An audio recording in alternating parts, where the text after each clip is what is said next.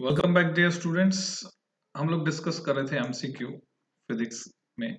ये है paper number 4 और अब हम आ गए पार्ट 3। केंद्रीय विद्यालय के पेपर्स हम सॉल्व कर रहे थे जो वैलिड है सभी बोर्ड्स के लिए, स्पेशली सीबीएसई के लिए अभी बात कर सकते हैं। तो क्वेश्चन नंबर 21, 500 टर्न सोलेनॉइड यानी ईएमआई पर बेस्ड क्वेश्चन है, इलेक्ट्रोमैग्नेटिक इंडक्शन। तो आपको एन दे दिया गया है, capital N is 500। Given data में हम लिख सकते हैं develops an average induce voltage. इसमें जो इंड्यूस हो रहा है ईएमएफ या वोल्टेज मैं ई से दिखा सकता हूं 60 volt over what time interval, कितने टाइम में must A flux change of यानी डी फाइव आपको दिया हुआ है और डी टी आपसे पूछा है how much is D T and D phi is 0.06 weber. So अगर मैं फॉर्मूला लिखूं Faraday law of EMI equal to minus N times D phi upon D T, तो अगर मैं इसे यूज करता हूं, माइनस साइन तो सिर्फ डायरेक्शन को बता रहा है, तो माइनस साइन को मैं अगर ड्रॉप भी कर दूं तो कोई फर्क नहीं पड़ेगा। D t equal to N यानी 500, डी फाइव यानी 0.06 और ई जो कि डिनोमिनेटर में आ जाएगा उधर से, तो ई है यहां पर दिया है 60। सो व्हाट वी गेट, इस 0 से 0 कट गया, इस 6 से 6 कट गया और ये 2 जीरो यानी 0.5 आ गया यहाँ पे 0.5 सेकेंड। तो this one is correct answer. Next question, laminated core परतदार आयरन कोर, परतदार लोह क्रोड का प्रयोग किया जाता है कहाँ पे? ट्रांसफार्मर में, मोटर में, जनरेटर में। Has reduced eddy current losses, इसकी वजह से भंवर धारा क्षति कम हो जाती है, एडी करंट लॉसेस कम हो जाते हैं। क्यों? अगर हम एक मेटल का ब्लॉक लेते हैं तो पूरे ब्लॉक के पूरे वॉल्यूम में एडी करंट्स इंड्यूस होती, एडी की फॉर्म में, because of the change in magnetic flux, circular form eddies की फॉर्म में। पर जब हमने इसको काट के स्ट्रिप्स बना दी इसकी, तो एडी करंट के सर्किट ब्रेक हो गए, इसलिए ये एडी करंट लॉस कम हो गया। तो एडी करंट क्यों रिड्यूस हो गया वो हमें इसमें से चुनना है आंसर। तो आप पढ़कर देखिए, यहां लिखा है more wire can be use with less DC, ऐसा तो कुछ है नहीं। Laminations are insulated from each other, हाँ लैमिनेशन को इंसुलेट करके रखा जाता है। Magnetic flux is concentrated in the air gap, नहीं, मैग्नेटिक फ्लक्स तो आयरन में से होकर जाना प्रेफर करता है। लैमिनेशंस आर स्टैक्ड वर्टिकली, इससे कोई फर्क नहीं पड़ रहा है। So only correct answer is in insulations की वजह से एडी करंट के सर्किट ब्रेक हो जाते हैं, एडी करंट रिड्यूस हो जाती है, ऐसा आप कह सकते हैं या ऐसा हम कह सकते हैं। Next question, in the LCR circuit जो नीचे दिख रहा है, वोल्ट मीटर और अमीटर रीडिंग्स आर, ये 400 वोल्ट है, ठीक है 400 वोल्ट है, अमीटर रीडिंग्स आर, अच्छा जो अननोन है वो हमें पता करनी है। Okay, we have to find this and this. तो कैसे पता करें? आप जानते हैं एक तो रिलेशन ये है नेट वोल्टेज। अब VL plus VC plus VR तो होता नहीं, DC सर्किट होता तो वैसा होता है। यहाँ पे AC में इंडक्टर और कैपेसिटर में वोल्टेज अपोजिट फेज में रहती है, इसलिए होता है VR स्क्वायर जो हमें नहीं पता है प्लस VL और VC के डिफरेंस का स्क्वायर। सिंबल मैंने जो लहरदार बनाया वो डिफरेंस को रिप्रेजेंट करता है। तो मैं यहाँ लिखूंगा V है 100 equal to under root of, हमारे लिए काम आसान हो गया। आप देख रहे हैं VL और VC दोनों की वैल्यू 400 यानी सर्किट रेजोनेंस पे है, रेजोनेंस पे है। तो सिंपली मैं यहाँ पे लिखूंगा VR का स्क्वायर, क्योंकि वो टर्म तो 0 हो गई है। तो VR की वैल्यू मुझे मिलती है 100 वोल्ट। नीचे अगर मैं ऑप्शन में जाता हूं तो मैं रिजेक्ट कर सकता हूं सी और डी को। अब बचे दो ऑप्शन। अब बारी है करंट की। तो करंट कितनी, तो करंट क्या हम यहां से निकाल सकते हैं, क्योंकि करंट सेम रहने वाली है। हमारे पास ड्रॉप अक्रॉस रेजिस्टेंस है 100 वोल्ट और रेजिस्टेंस खुद है 50 ओम। सो स्ट्रेट फॉरवर्ड मैं कह सकता हूं कि करंट होगी 2 ampere. Correct option is a. Next question, question number 24। In pure inductive circuit, circuit कैसा है, प्योर इंडक्टिव। तो मैंने आपको तैयार करवाया था एली द आइसमैन, याद आ गया होगा आपको, किसी किताब में पढ़ा था मैं, मेरा बनाया हुआ नहीं है। एली द आइसमैन मैं बनाता तो कोई हिंदी वर्जन बनाता। सो इंडक्टर में ईएमएफ आगे है, करंट पीछे है, डायरेक्ट आंसर लिख सकते हैं। करंट लैग करेगी, lags behind EMF by pi by 2 पीछे। Question number 25। An electric circuit containing capacitor only, जिसमें कैपेसिटर है उसमें वोल्टेज आगे रहेगा, suffers equal resistance for AC and DC. तो कैपेसिटर जो है ओपन सर्किट है डीसी के लिए, डीसी इसमें फ्लो नहीं होती है स्टेडी स्टेट, डीसी के लिए ओपन सर्किट, इनफाइनाइट रेजिस्टेंस है डीसी के लिए।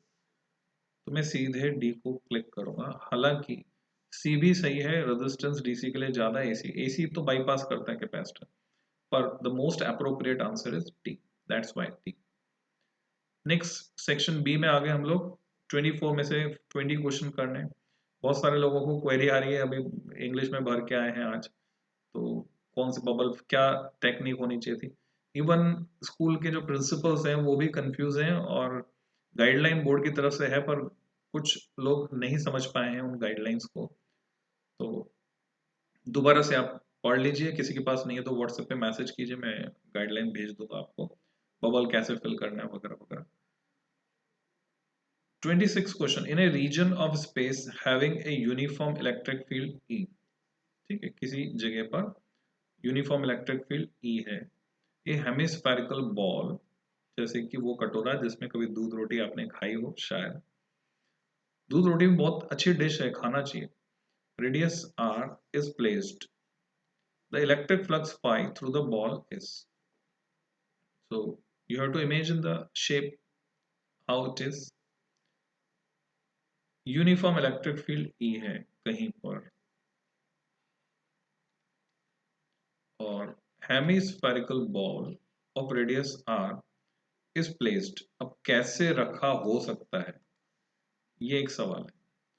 सपोज हेमिस्फेरिकल बॉल ऐसे रखा है मान लेते,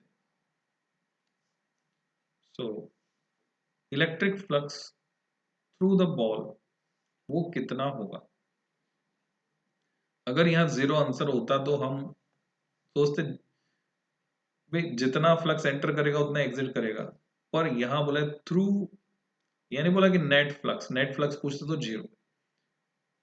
तो अब जितना सर, लॉजिक ये है, लॉजिक समझ लेना यहाँ क्या लॉजिक से आंसर निकल रहा है। बहुत आसान सवाल है, मुश्किल नहीं है, दिख रहा है मुश्किल है आसान।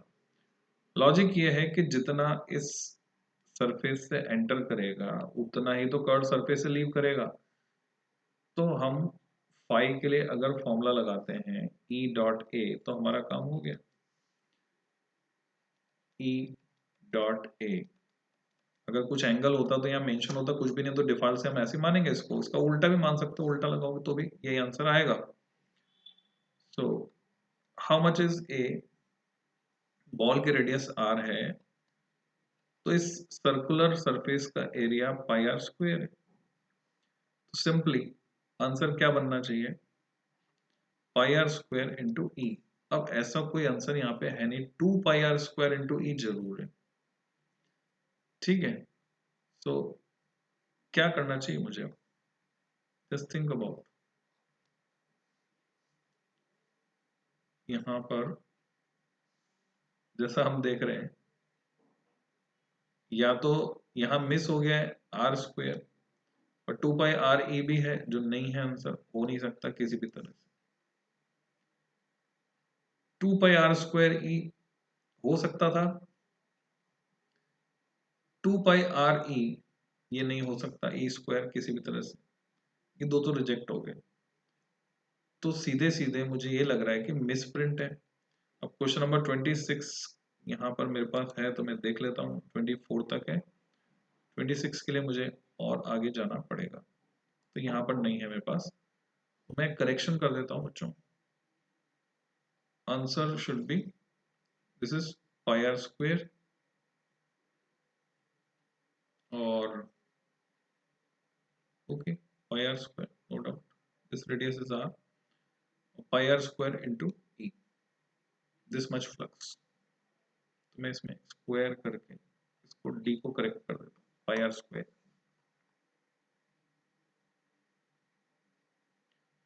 नेक्स्ट क्वेश्चन पे चलते हैं। In the figure, the net electric flux through the area A is phi equal to Es cos theta when the system is in air.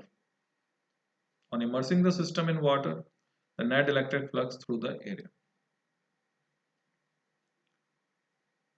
ये इलेक्ट्रिक फील्ड हमें दिख रहा है, ये एरिया है, इससे जाने वाले फ्लक्स की बात की है Es cos थीटा। जब हवा में, तो हमें पता है मीडियम चेंज करने का इफेक्ट क्या होता है, फोर्स, फील्ड, उंगली चेंज कर दी मैंने, फोर्स सबसे छोटी उंगली, field, potential, potential energy, flux, सब 1/k हो जाते हैं। तो मेरा जवाब होगा डिक्रीजेस, 1/80 हो जाएगा। 28th, consider two statements, दो statement, the force with which two charges interact is not changed by the presence of the other charges।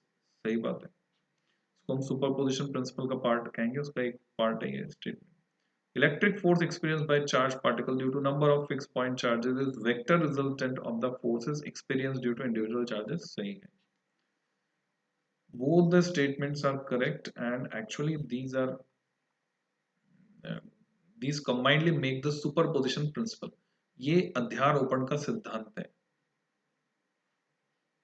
अगला सवाल, क्वेश्चन नंबर 29। इन जनरल, सामान्यतया, मेटेलिक रोप्स, धात्विक रस्सियां यानी चेन कह सकते हैं, are suspended on the carriers taking inflammable materials.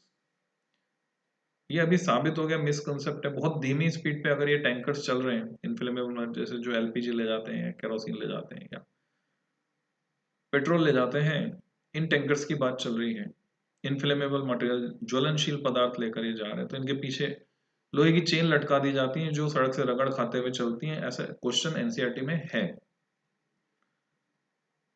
Aeroplanes के रबर के टायर स्लाइटली कंडक्टिंग रबर के बनाते हैं, जिसमें कंडक्टिंग बनाने के लिए ग्रेफाइट मिला दिया जाता है, क्योंकि एरोप्लेन बहुत तेज चलता है, एयर फ्रिक्शन की वजह से उसकी बॉडी पर जो चार्ज डेवलप होता है, जब वो लैंड कर रहा है रनवे पर, चार्ज अगर जंप करके जाएगा, यानी एरोप्लेन की बॉडी से रनवे के बीच स्पार्क होगा तो आग लगने का खतरा है, इसलिए रबर के टायर स्लाइटली कंडक्टिंग बना दिए कि सारा का सारा चार्ज टायर्स के थ्रू कंडक्ट हो जाए, तो स्पार्किंग होगी टायर्स और रनवे के बीच में, एरोप्लेन सुरक्षित रहेगा। सेम लॉजिक यहाँ पर है। हालांकि ये किया जाता है, ब्रशेस लगाए जाते हैं, जो रेसिंग कार होती है जो बहुत तेज चलती है, वहां पर एयर फ्रिक्शन की वजह से काफी चार्ज डेवलप हो जाता है। तो यहाँ पर भी कारण तो हम यही बताएंगे, टू कीप द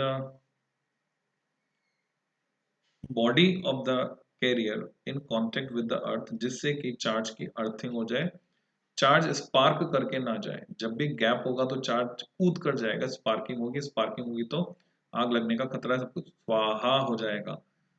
पर अगर डायरेक्ट कांटेक्ट है अर्थ के साथ तो अर्थिंग इजीली हो जाएगी, चार्ज बिना स्पार्क प्रोड्यूस किए जाएगा। Question number 30, from A supply of identical capacitors rated 8 मिलीफैरेड, छोटा एम लगाया बच्चों, म्यू लगाते तो हम बोलते हैं micro, 250 volt, the minimum number of capacitors required to form a composite 60 millifarad 1000 volt. अच्छा सवाल,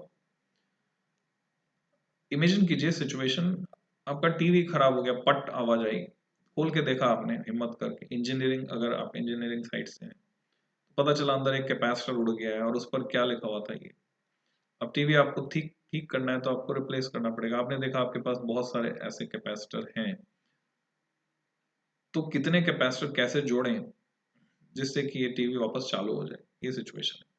तो ऐसी सिचुएशन में हमेशा पहले हम बैलेंस करेंगे वोल्टेज। हम जानते हैं पोटेंशियल डिवाइड होता है सीरीज में, तो अगर मैं 4 कैपेसिटर 250 250 ले लूं तो 1000 वोल्ट सह सकने वाला कॉम्बिनेशन बन जाएगा।